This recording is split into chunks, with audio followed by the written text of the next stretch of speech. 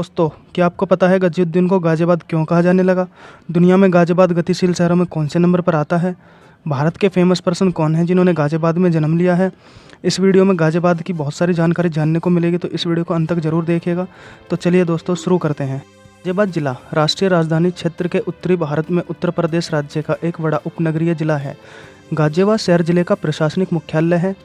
यह जिला मेरठ मंडल का हिस्सा है। यह दिल्ली के लिए एक प्रमुख बेडरूम समुदाय बन गया है। गाज़ियाबाद जिला कभी मेरठ जिले का हिस्सा था, लेकिन 2550 किलोमीटर स्क्वायर क्षेत्र के साथ जिले का विभाजन हुआ और फिर गौतम बुद्ध नगर जिले को विभाजित किया गया और इसे घटाकर 1933 किलोमीटर स्क्वायर कर दिया गया। सितंबर 2011 में 2 तहसीलों को अलग कर हापुड़ जिला बनाया गया। संशोधित क्षेत्र 1273 किलोमीटर स्क्वायर है।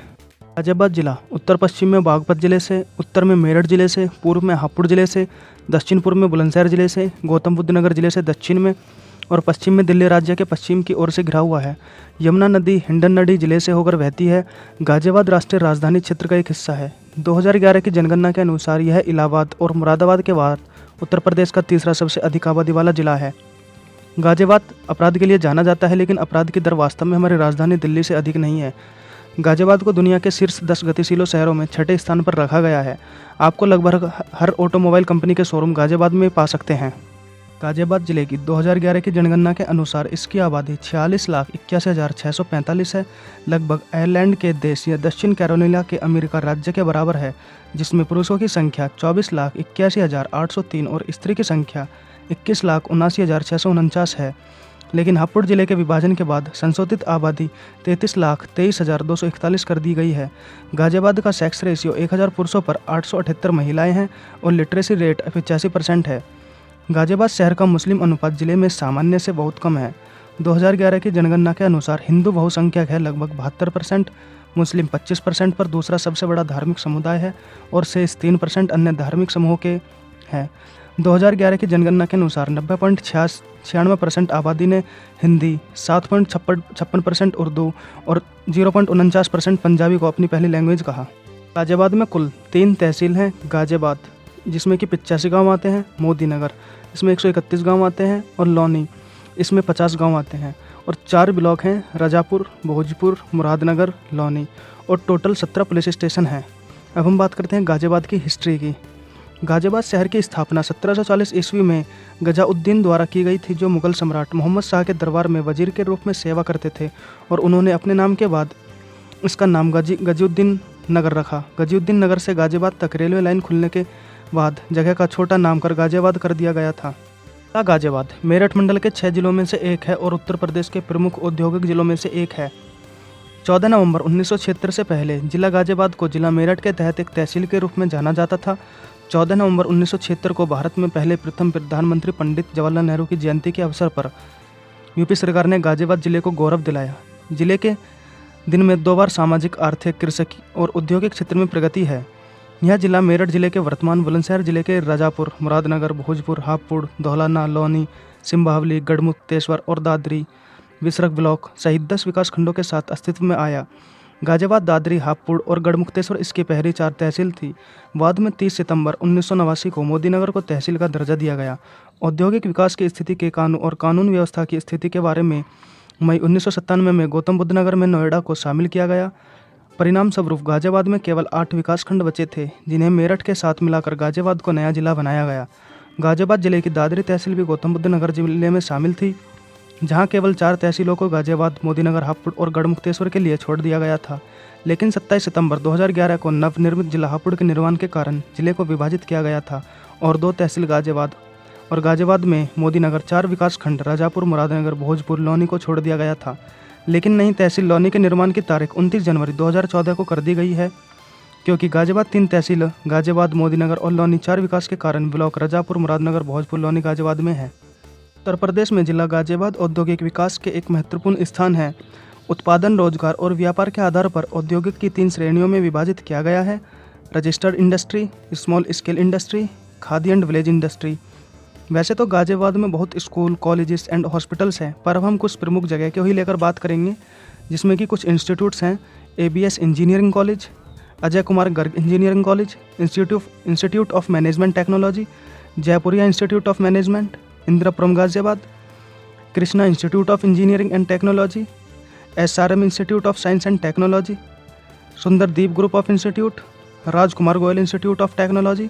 और कॉलेजेस हैं Ginni Devi Modi girls PG college Modinagar, Janta degree college Patla Ghaziabad, Lajpat Rai college Sahibabad Ghaziabad, MMH college Ghaziabad, Multani Mal Modinagar college Modinagar, Shambhu Dayal post graduation college Ghaziabad, Vidyavati Mukundlal girls college Ghaziabad, Santosh medical college, Krishna engineering college.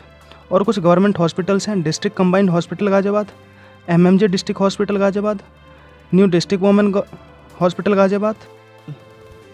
Hindon domestic airport Ghaziabad सेवारत हवाई अड्डा है जो अक्टूबर 2019 में प्रचालन शुरू कर चुका है। निकटतम इंटरनेशनल एयरपोर्ट है Indira Gandhi international airport. Hindon Airways का उद्घाटन 8/3/2019 को भारतीय के माननीय प्रधानमंत्री मोदी जी द्वारा किया गया था। रेल द्वारा शहर के स्टेशन का नाम गाजियाबाद है और इसका स्टेशन कोड GZB है। यह स्टेशन कई भारतीय शहरों से अच्छी तरह जुड़ा हुआ है। कुछ प्रमुख मार्गों में कानपुर सेंट्रल, इलाहाबाद जंक्शन और नई दिल्ली के स्थान शामिल हैं। कानपुर सेंट्रल से गाजियाबाद को जोड़ने वाली 74 साप्ताहिक ट्रेन है। इलाहाबाद जंक्शन से गाजियाबाद को जोड़ने वाली 6 साप्ताहिक ट्रेन हैं और 16 साप्ताहिक ट्रेन नई दिल्ली से गाजियाबाद को जोड़ने वाली हैं।